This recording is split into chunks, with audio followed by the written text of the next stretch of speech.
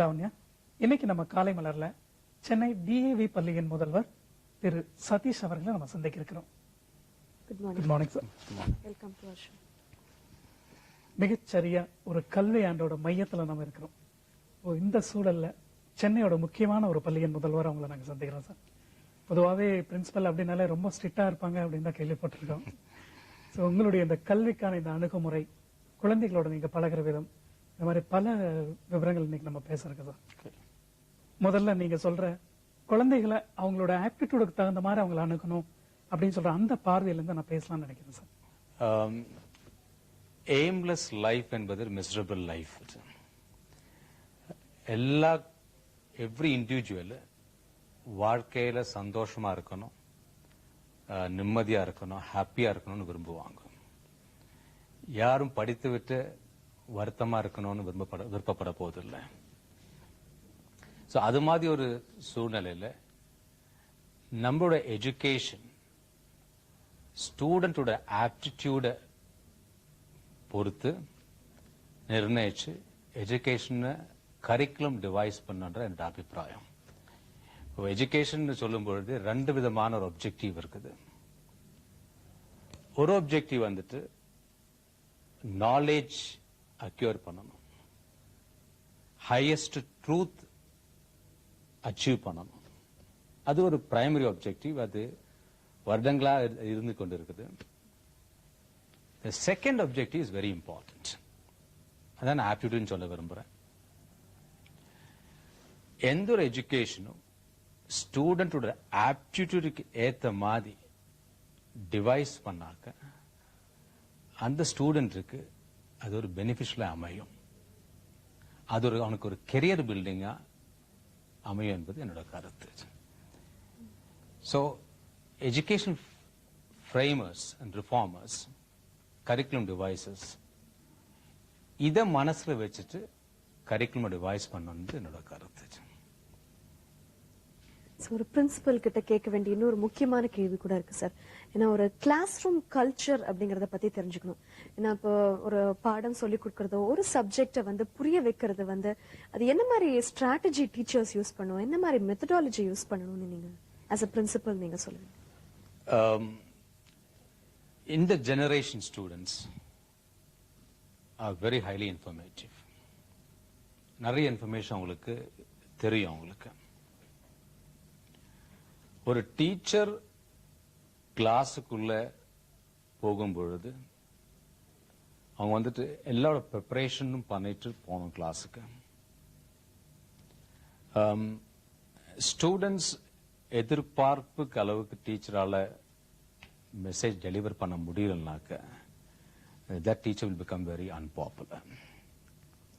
So, sufficient homework and curriculum thorough understand பண்ணிட்டு ஒரு teacher class உள்ள போயிட்டு 40 minutes அந்த 40 minutes completely அந்த teaching பண்ணாங்கனாக்க I think that will be taken well received by the students. One of the reasons is our education system is completely based on examination oriented approach. அப்புறம் ஒவ்வொரு ஸ்டூடெண்ட்டும் teacher கிட்ட என்ன எதிர்பார்க்கறனாக்க அந்த teaching அந்த particular subject அந்த particular topic teach பண்ணும்போது எல்லா விதமான பாசிபிள் கொஸ்டின்ஸ் போர்டு எக்ஸாமினேஷன்ல கேட்கிறாங்களோ அந்த ஸ்டூடெண்டால எழுத முடியணும். அந்த ஸ்டூடெண்ட் இஸ் வெரி இன்டெலிஜென்ட். அவன் ஒரு டீச்சர் கிளாஸ்ல வந்துட்டு ஒரு 40 minutes டீச் பண்ணும்போது அவனுக்கு தெரியும் the teacher has prepared well or not. If the teacher is not prepared properly, I think that will lead to disappointment. So I would say, as a principal, in fact, I tell my teachers,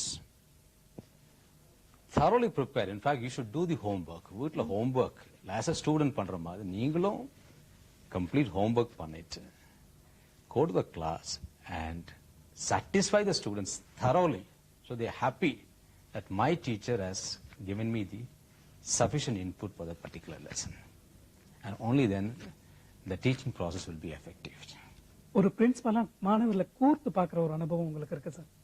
இன்னைக்கு ஒரு இருக்கிற மாணவருக்கும் இல்ல ஒரு கடந்த ஒரு 10 ஆண்டுகளுக்கு முன்னாடி படிச்ச ஒரு மாணவருக்கும் இல்ல ஒரு 5 ஆண்டுகளுக்கு முன்னாடி படிச்ச மாணவருக்கும் ஒரு +2 லெவல்ல இவங்க 2 பேருக்கும் இடையே எந்த மாதிரி ஒரு வித்தியாசத்தை நீங்க பாக்குறீங்க?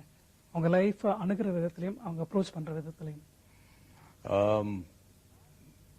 20 வருஷமா நான் மாணவரை பார்த்துட்டு வரேன். 10 வருஷம் முன்னால் இருக்க ஸ்டூடெண்ட்ஸுக்கும் இப்ப இருக்க ஸ்டூடெண்ட்ஸுக்கும் நிறைய வித்தியாசங்கள் நான் பார்த்துருக்கேன். 10 வருஷம் முன்னால இருக்க ஸ்டூடெண்ட்ஸ் இவ்வளோ ஸ்ட்ரெஸ்ல இருக்காங்களான்னு எனக்கு தோணலை. இப்ப படிக்கிற மாணவர்கள் எஸ்பெஷலி 12ஆம் கிளாஸ் படிக்கிற மாணவர்கள் நிறையவே ஸ்ட்ரெஸ்ஃபுல்லா இருக்கிறாங்கன்னு என்னோட அபிப்பிராயம். அதுக்கு ஒரு காரணம் இந்த காம்படிட்டிவ் வேர்ல்டுன்னு சொல்லலாம்.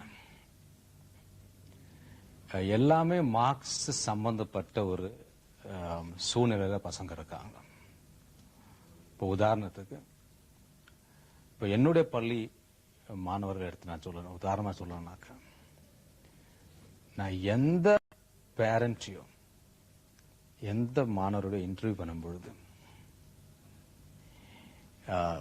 ஏன் இந்த குரூப் நீ எடுத்திருக்கிற, உதாரணம் science group,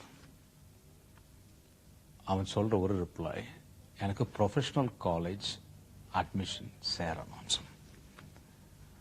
professional college admission இப்போ வந்துட்டு the entrance examination and based on the board examination marks. மாணவர்களுக்கு இப்போ தெரியும்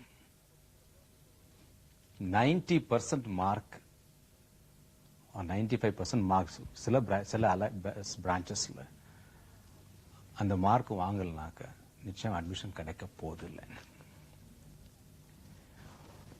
12ஆம் கிளாஸ் 12th கிளாஸ் நுழைஞ்ச உடனே எல்லா விதமான ஆக்டிவிட்டியும் ஸ்டாப் ஆயிடுது. Absolutely, I would say there is no extracurricular activities. நாங்க ஆப்பர்ச்சுனிட்டி கொடுத்தா கூட மாணவரும் அதுல சேரணும்னு ஆசைப்படுறதில்ல. பேரண்ட்ஸ் இருந்து கூட அப்செக்ஷன்ஸ் வருது. காரணம் பையன் வந்து படிச்சு நல்ல மார்க் வாங்கணும், வேற ஒரு எண்ணமே கிடையாது. இது 10 வருஷத்துக்கு முன்னாடி அப்படி கிடையாது.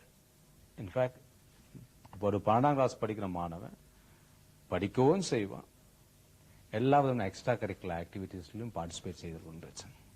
But the trend is completely change. Here is only studies and nothing much. I will not blame the student. நான் ஸ்டூடெண்ட்ஸ் நான் வந்து அதுக்கு பிளேம் பண்ண மாட்டேன். நான் காரணம் அவனுக்கு தெரியும் இந்த ஆப்பர்ச்சுனிட்டி, இந்த 12th போர்டு எக்ஸாமினேஷன் நல்லா செய்யலைனாக்க, நல்ல மார்க் வாங்கலைனாக்க அவனோட கெரியரே கம்ப்ளீட்டா ஸ்பாயில் ஆயிடும். அண்ட் இது மாதிரி ஒரு situation India at present today, such is the situation. So mark is the basis for everything. அந்த ஒரு காரணம் இருக்கிறதால நிறையவே ஸ்ட்ரெஸ்ஃபுல், ஒரு பரிதாபமா இருக்கும். என்னோட ஸ்டூடெண்ட் சிபிஎஸ்இ பேட்டர்ன்ல ஸ்கூல் கரிக்குலம் சிலபஸ் சப்ஜெக்ட்ஸ் அந்த ப்ரிப்பரேஷன், ஐஐடிக்கு ஸ்பெஷலைஸ் கோச்சிங், அது 3 to 4 hours.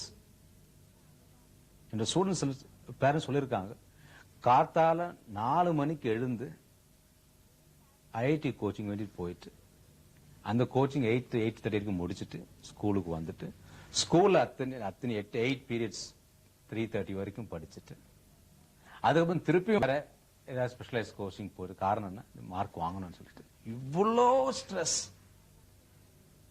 சிலப்போ தோணுது, பசங்க இப்படி நம்ம கஷ்டப்படுத்தணுமா?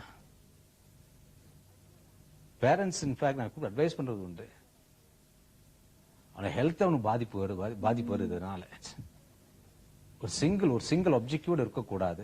இன்ஃபேக்ட் அவனுக்கு வேரியஸ் கெரியர் ஆப்ஷன்ஸ் சொல்லணும். நீங்க இது ஒண்டி அவனுக்கு இன்ஜினியரிங்கோ மெடிசனோ ஒண்டி அந்த ஃபோக்கஸ் இருக்கக்கூடாது. சோ வாட், ஐஐடி கிடைக்கலாம் பரவாயில்ல, so what, other avenues there. So இது பார்க்கும்போது நான் சொல்றது இந்த காலத்து பசங்க especially the 12th standard are more stressful than the students 10 years back. இப்போ இவ்வளவு ஸ்ட்ரெஸ்ஃபுல்லா இருக்கிற ஸ்டூடெண்ட்ஸ் வந்து நீங்க எப்படி ஹேண்டில் பண்றீங்க? Sir, in fact, I'm talking from my school angle. எங்கள் பேரண்ட்ஸ் கிட்ட எங்க ஸ்டூடெண்ட்ஸ் அட்மிட் பண்ண சில எதிர்பார்ப்புகள் இருக்குது. DAV school, it is a result-oriented schools. So நான் என்னோட teachers, team of teachers, parent teachers மீட்டிங்ல இன்ஃபேக்ட் இந்த பர்டிகுலர் பாயிண்ட் நாங்க ஸ்ட்ரெஸ் பண்றோம். இது ஒரே ஒரு ஆப்பர்ச்சுனிட்டி, இது ஒரே ஒரு மார்க்கம் கிடையாது. This is not the only avenue for you. இவ்வளோ ஒரு ஸ்டூடெண்ட் ஸ்ட்ரெஸ்ஃபுல்லா கொண்டு போக கூடாது. My teachers are counseling the students. My teachers are planning the studies for my students. But unfortunately, not much can be done because, as I told you, the students are aware. In the competitive world, இதுல ஒரு mark matter ஆகுது அட்மிஷனுக்கு, ஒரு மார்க்ல miss ஆகுது admission. என்னதான் நாங்க advice பண்ணாலும் ஒரு லிமிட் வரைக்கும் தான். Beyond that, we are not able to do anything. And it's a very unfortunate thing which is happening. உங்க ஸ்கூல் DAV ஸ்கூல் அப்படின்னு எடுத்துட்டோம்னா அது CBSE சிலபஸ் இருக்கிற ஸ்கூல். CBSE அப்படின்னு பொதுவாவே எல்லாரும் ரொம்ப கஷ்டமான சிலபஸா இருக்கும் அப்படின்னு தானே ஸ்டூடெண்ட்ஸ் அண்ட் பேரண்ட்ஸ் ஃபீல் பண்றாங்க CBSE பத்தி? எனக்கு அப்படி தோணல. இன்ஃபேக்ட் என்னோட அபிப்பிராயத்தில் CBSE கரிக்குலம் ஆகட்டும், matriculation pattern, state board education, எல்லா கரிக்குலத்திலையும் there are a lot of plus points. நான் ஒரு பெரிய டிஃபரன்ஸ் இருக்கிற மாதிரி எனக்கு தோணல. எனக்கு in fact I have gone through the entire curriculums. எங்க டிஃபரன்ஸ் வருதுனாக்கா CBSE எக்ஸாமினேஷன் அப்ரோச்லயும் ஸ்டேட் போர்ட் அப்ரோச்லயும் ஒரு வித்தியாசம் இருக்குது. ஸோ CBSE வேல்யூவேஷன் மெத்தடாலஜி ஒரு வித்தியாசம் இருக்குது, ஸ்டேட் போர்ட்ல ஒரு டிஃபரன்ஸ் இருக்குது. ஒரு ஜெனரல் வியூ கிரியேட் ஆயிடுது. CBSE படிச்சாக்கா அவ்வளோ மார்க் ஸ்கோர் பண்ண முடியாது. ஆனா அந்த ட்ரெண்ட் மாறிட்டு இருப்போம். இப்ப அப்படி கிடையாது. In fact now the CBSE students are also in a position to get very high marks. But basically, the curriculum part, if you look at the curriculum, not much of difference between CBSE and state board. I say both are good. இப்போ என்ன reason sir இப்போ CBSE படிச்சா வந்து இந்த mark score பண்ண முடியாது அப்படின்னு? Evaluation pattern சொன்ன பார்த்தீங்களா? இப்போ நான் இப்போ ஒரு பேசிக் டிஃபரன்ஸ் எங்க இருக்குதுனாக்கா, in fact even the framing of questions இருக்குது பார்த்தீங்களா? இன்ஃபேக்ட் ஸ்டேட் போர்ட் பார்த்தீங்கன்னாக்கா the students are given the benefit of more choices, whereas it's not so in CBSE. And so that's the way the difference lies. Because CBSE, it is for all India basis. But every state has its own educational systems. But that's the only difference. And that's the reason why this is felt. But பொதுவாகவே நம்ம இப்போ இந்தியாவை பொறுத்த வரைக்கும் ஒரு 3 tier education system தான் இருக்கிறத பார்க்குறோம். ஒரு state board, central board, matriculation இப்படிங்கிற மாதிரி.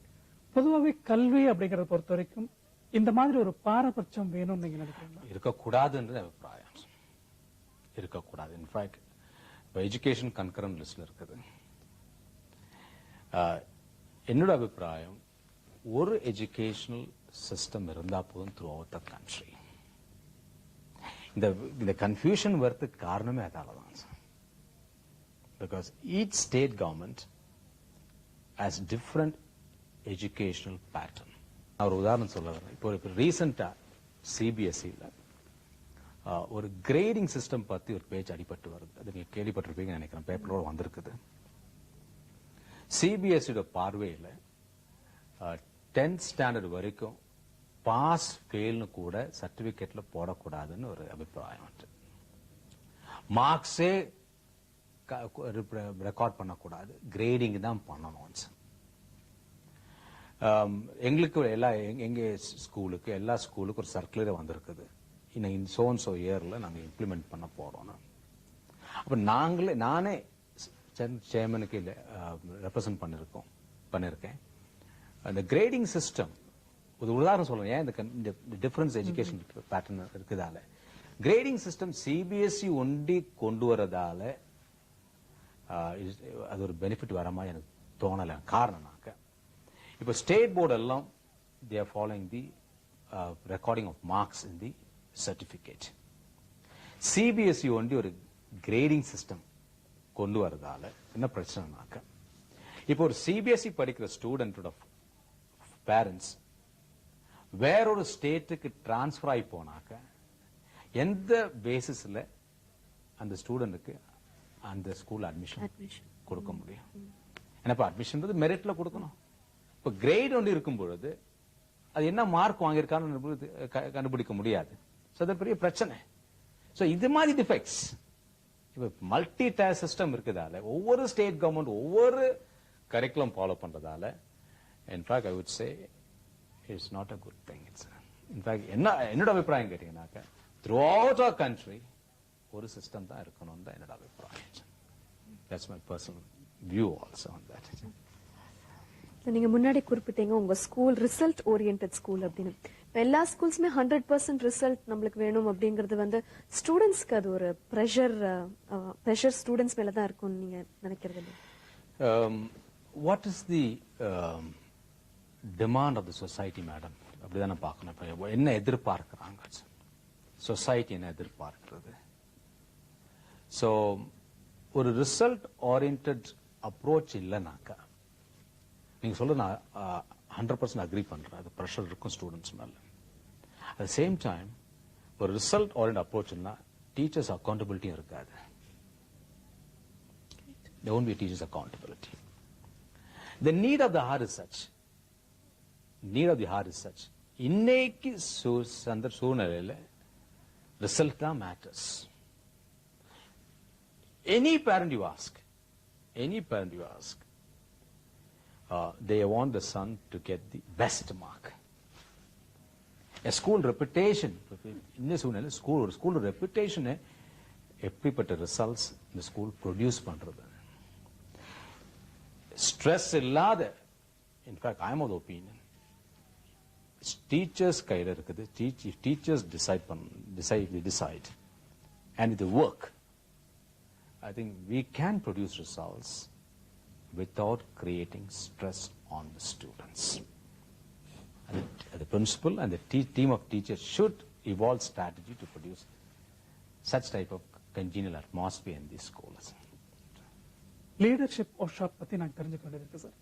பொதுவாகவே மாணவர்கள் சிறப்பு திறன்களை வளர்த்துக்கணும் அப்படிங்கறதுக்காக நீங்க சொல்லித்தர அந்த மாதிரி ஒர்க் ஷாப்ஸ் பத்தி சொல்லுங்க. ஒரு கெரியருக்கு யூஸ்ஃபுல்லா இருக்கணும்ன்ற ஒரு காரணத்தால் நான் லீடர்ஷிப் ட்ரைனிங் ப்ரோக்ராம் நான் நடத்துறேன். ஒரு கிராஜுவேட், ஒரு போஸ்ட் கிராஜுவேட் ஒரு டிகிரி வாங்குறதால மற்றும் ஒரு வேலைக்கு தகுதியா இருக்க முடியும் அதுல மாறுபடுறேன் நான்.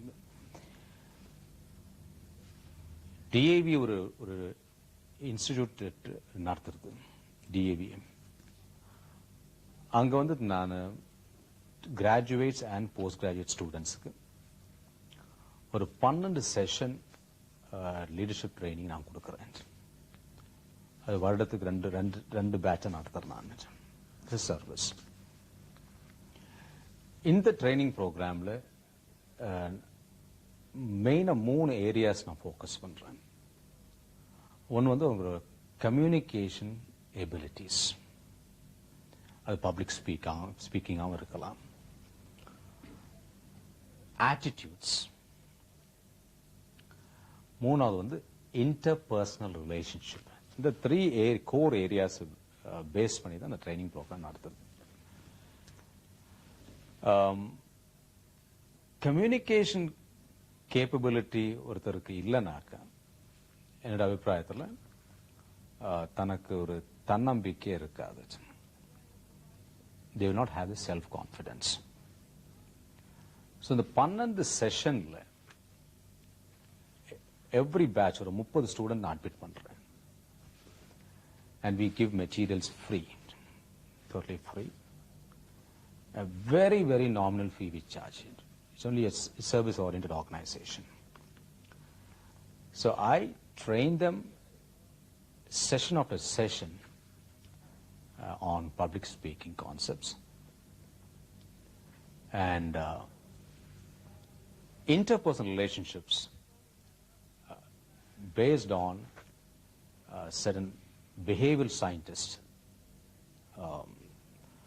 principles, or evolved the principles. I conduct these training programs.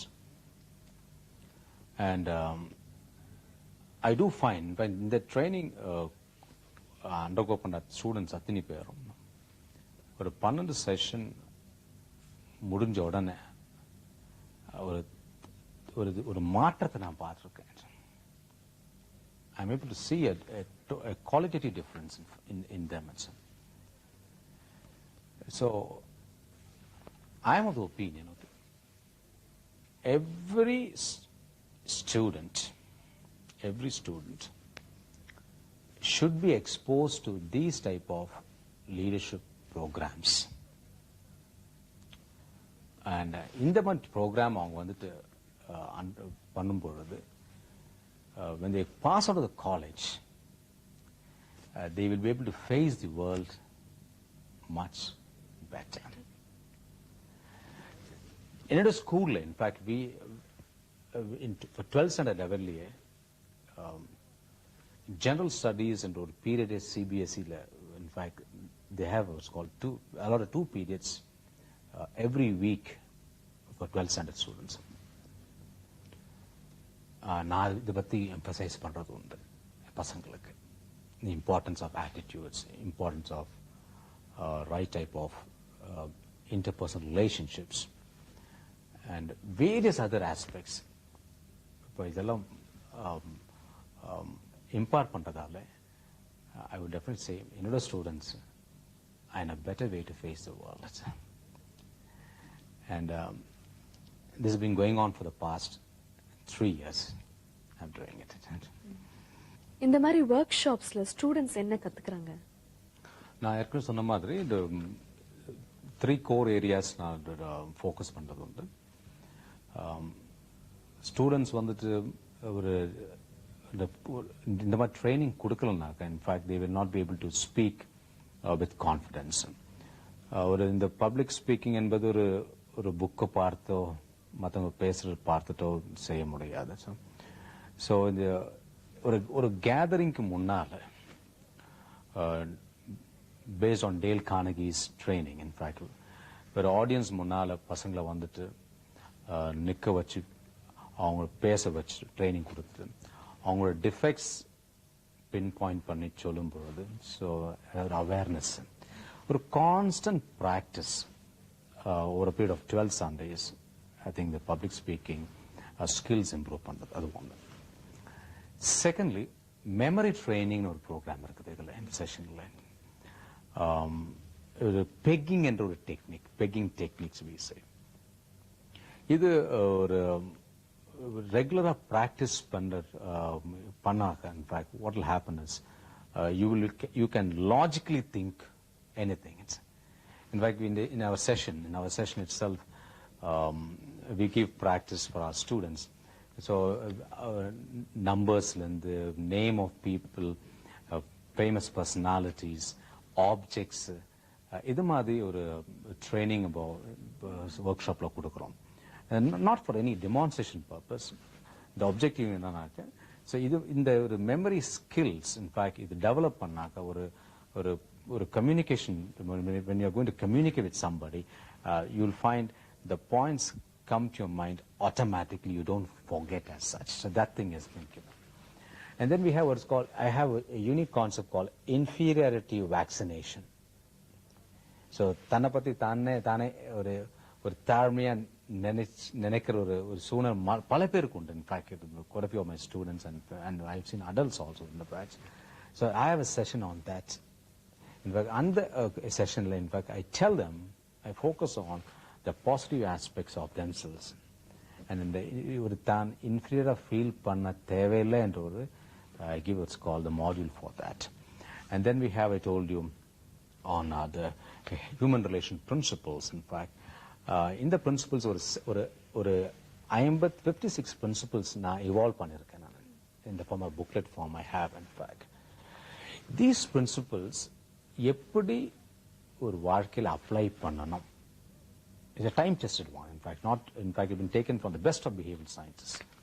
So இது அப்ளை பண்றதால என்ன பெனிஃபிட், எப்பேற்பட்ட ப்ராப்ளம் நம்ம சால்வ் பண்ண முடியும் என்றது அவங்களுக்கு நான் உணர்த்துக்கிறேன்.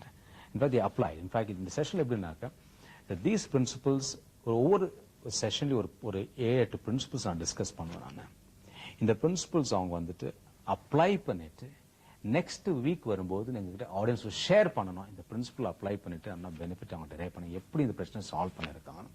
And by, in fact, they realize that any problem in this world can be solved if they are able to manage the interpersonal relationship.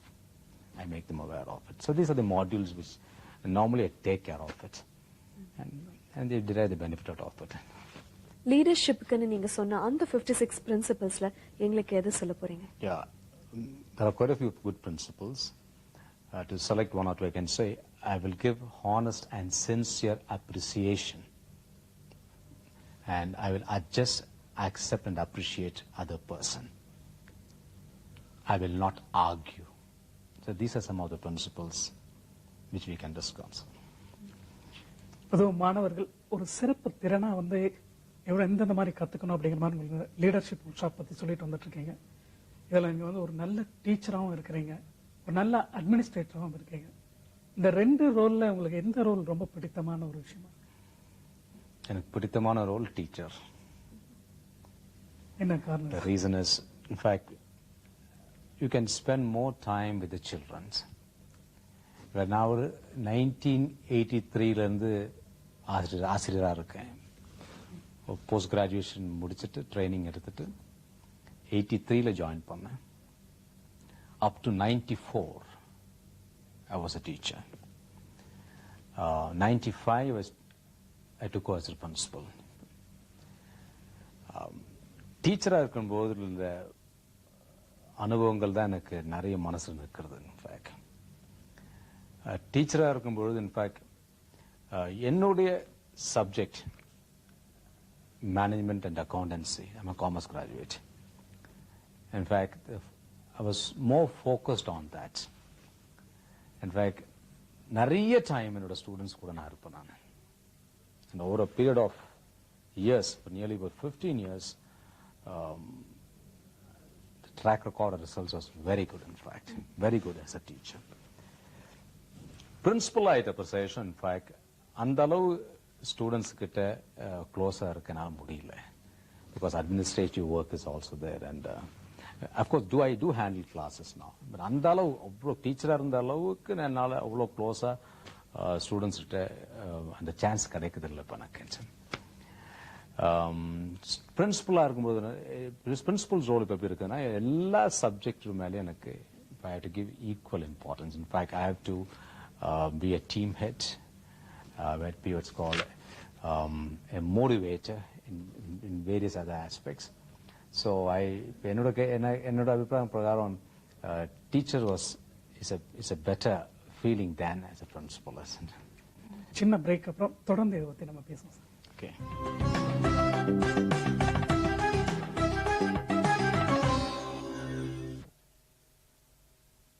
இந்த நேரத்தில் +2 மாணவர்களை எதிர்பார்க்கிற ஒரு கேள்வியை கூட நான் கேட்கணும்னு நினைக்கிறேன் சார். பொதுவாக இந்த என்ட்ரன்ஸ் எக்ஸாமுக்கு வந்து எப்படி அணுகணும்னு நீங்க சொல்றீங்க? படிக்கும் போதே அதுக்கு என்ட்ரன்ஸ் எக்ஸாமுக்கும் சேர்ந்து படிக்கணும்னு சொல்லுவீங்களா? நான் உங்களுடைய பள்ளியை சார்ந்த அரவிந்த் தியாகராஜன் அப்படிங்கிற ஒரு ஐஐடி எக்ஸாமினேஷன்ல முதலிடத்துல வந்திருக்காருன்னு நாங்கள் கேள்விப்பட்டிருக்கோம். பொதுவாக இந்த என்ட்ரன்ஸ் எக்ஸாமுக்கு வந்து எப்படி அணுகணும்னு நீங்க சொல்றீங்க? ஐஐடி எக்ஸாமினேஷனுக்கு அப்ரோச் பண்றதும் அது ஒரு வகை. ஸ்டேட் இன்ஜினியரிங் அண்ட் மெடிசனுக்கு என்ட்ரன்ஸ் எக்ஸாமினேஷன் அப்ரோச் பண்றது ஒரு வேற வகை. இப்போ உதாரணத்துக்கு இப்போ 12th ஸ்டாண்டர்ட் படிக்கிற மாணவன்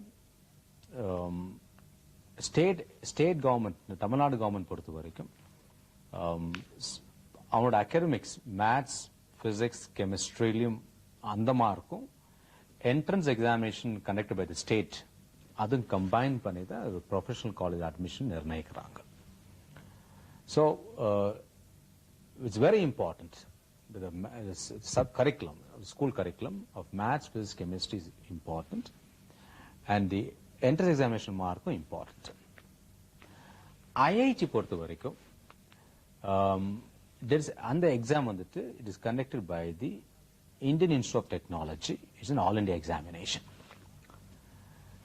State entrance examination பொறுத்த வரைக்கும் ஒரு மாணவன் வந்துட்டு ஸ்டேட் போர்ட் ஸ்கூல்ல படிக்கிற மாணவன் அந்த கரிக்குலம் தரவா இருந்தாலே என்னோட அபிப்பிராயத்தில் அந்த ஸ்டேட் என்ட்ரன்ஸ் எக்ஸாமினேஷனை அவனால எழுத முடியும், நல்லாவே எழுத முடியும், இது தரவா இருந்தாக்கா. ஆனா இது ஐஐடிக்கு அப்ரோச் பண்ணும், ஐஐடி எக்ஸாமினேஷன் எழுதணும்னு அவனுக்கு என்ன இருந்தனாக்கா நிச்சயமா அவன் வந்துட்டு ஸ்பெஷல் கோச்சிங் போய் ஆகணும். காரணம்னாக்கா அதோட சிலபி ஐஐடி கரிக்குலமோட சிலபி ஸ்கூல் கரிக்குலத்தோட கொஞ்சம் அட்வான்ஸ்டு.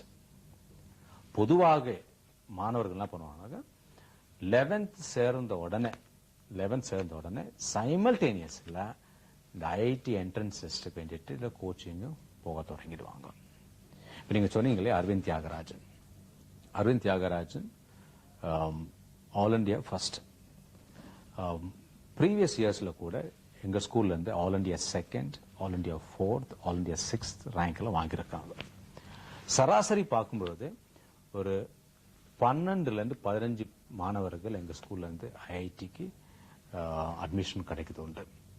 அது எத்தனை ஸ்டூடெண்ட்ல, இப்ப எங்க ஸ்கூல்ல வந்துட்டு ஒரு 70 ஸ்டூடெண்ட்ஸ் இருந்ததுனாக்க இந்த 70 ஸ்டூடெண்ட்ல ஒரு 40-45 பசங்க ஐஐடிக்கு ஜாயின் பண்ண விருப்பத்தில் கோச்சிங் கிளாஸ் போயிட்டு அதுல ஒரு 12ல இருந்து 15 பசங்க வந்து அட்மிஷன் கிடைக்கிறது. அது நிச்சயமா நான் சொல்லுவேன், கோச்சிங் வந்துட்டு 11th தொடங்கி ஆகணும்.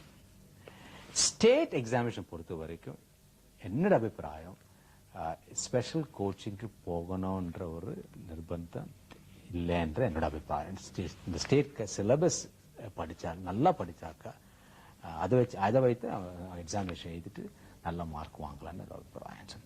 இதே சிபிஎஸ்சி, இப்போ சிபிஎஸ்சி ஸ்டூடெண்ட்ஸ், சிபிஎஸ்சி ஸ்கூல் படிக்கிற ஸ்டூடெண்ட்டோ இல்லை ஐசிஎஸ்சி ஸ்கூல் படிக்கிற ஸ்டூடெண்ட்டோ, ஏன்னா பேசிக்கலா கரிக்குலத்துல டிஃபரன்ஸ் இருக்குது. 12th state board state government வந்து ஸ்டேட் சிலபஸ் பேஸ் பண்ணி தான் இந்த என்ட்ரன்ஸ் எக்ஸாமினேஷன் கொஸ்டின் பேப்பர்ஸ் எல்லாம் ஃப்ரேம் பண்றது. ஸோ அவங்களுக்கு அது ஈஸியா இருக்கலாம். அதே சிபிஎஸ்சி படிக்கிற ஸ்டூடெண்ட் 12thலயோ ஒரு ஐசிஎஸ்சி படிக்கிற ஸ்டூடெண்ட்டோ இப்பயே தொடங்கணும்னு சொல்ல மாட்டேன். இந்த போர்டு எக்ஸாம் மார்ச்ல முடிச்சப்ப இந்த 1 month எந்தெந்த போர்ஷன்ஸ் சிபிஎஸ்சி சிலபஸ்ல இல்லாத சாப்டர்ஸ் இருக்குதோ ஸ்டேட் போர்ட்ல அது கொண்டு ஒரு கோச்சிங் எடுத்தா போதும்ன்றது அபிப்பிராயம். அனாவசியமா பல பணத்தை இதுக்கு வேண்டிட்டு செலவு செய்ய தேவையில்லை. ஸ்டேட் போர்டு படிக்கிற பசங்க தன்னுடைய கரிக்குலத்தை தன்னுடைய சப்ஜெக்ட்ஸை தரவா படிச்சாலே இந்த ஸ்டேட் எக்ஸாமினேஷன் ஃபேஸ் பண்ண முடியும். ஐஐடி படிக்கிறவங்க செப்பரேட் கோச்சிங் போறது. அரவிந்த் தியாகராஜன் கூட செப்பரேட் கோச்சிங் எடுத்ததால தான் எக்ஸ்ட்ரா அட்வான்டேஜ் கிடைச்சது அவனுக்கு. அகாடமிக்கா உங்களோட துறை என்னவா இருக்கு? நீங்க என்ன கிளாஸஸ் ஹேண்டில் பண்றீங்க? நான் 12th கிளாஸ் எடுக்கிறேன். இன்ஃபேக்ட் சிபிஎஸ்சில பிசினஸ் ஸ்டடீஸ் என்ற ஒரு சப்ஜெக்ட் இருக்குது. It's more related with personal management, marketing management, financial management, அக்கௌண்டன்ஸும் இருக்குது. பிரின்சிபல் ஆகிறதுக்கு முன்னால நான் அக்கௌண்டன்ஸும் எடுத்திருந்தேன், பிசினஸ் ஸ்டடீஸும் எடுத்திருந்தேன். இப்போ டர்ன்ஸ் எடுக்கிறேன். சில வருஷம் பிசினஸ் ஸ்டடீஸ் எடுப்பேன், சில அக்கௌண்டன்ஸ் எடுப்பேன். மெயினா இந்த வருஷம் நான் எடுக்கிறது போது business studies, management class. So this is my area of focus. 40 minutes நீங்க எப்படி ஸ்டூடெண்ட்ஸை என்கேஜ் பண்றீங்க? ரொம்ப ஸ்ட்ரிக்ட் டீச்சரா நீங்க? எஸ், ஸ்ட்ரிக்ட் டிசிப்ளினரியன் சொல்லலாம். Strict disciplinarian, yes. 40 minutes engage வந்து ஒரு in fact it's a pleasure actually. In fact 40 minutes teaching is a pleasure.